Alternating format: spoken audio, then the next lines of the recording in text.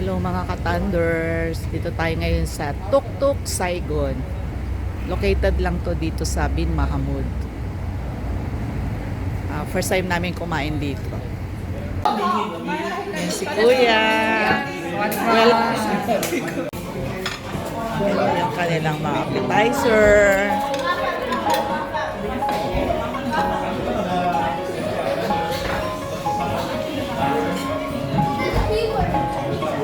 Manchichi.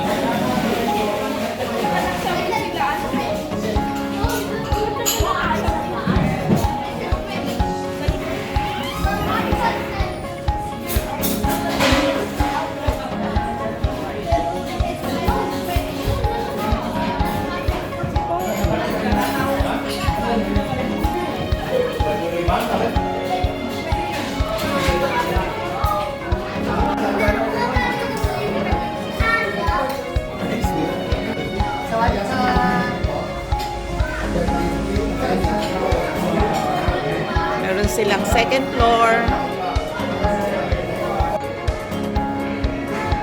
Ay, te. First time namin dito. Kasama niyo sila sa baba? Oo.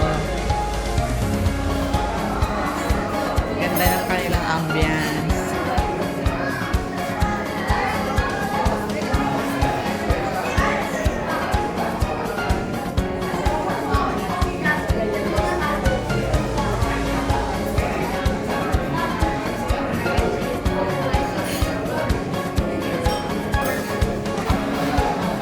Hindi ka?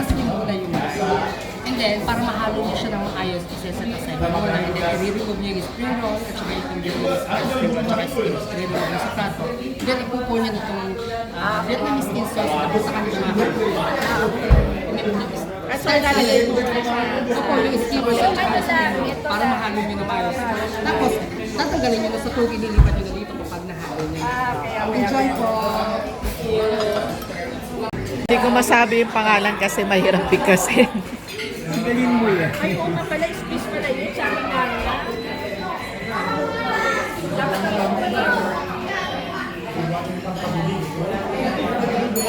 Kaya picturean ko muna. Binayo mo na yung pagkain mo. Hindi ka pa yung picture.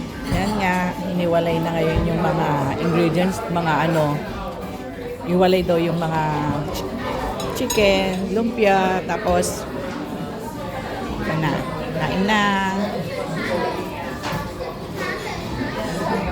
Friends, ano sa tingin mo yung lasa niya?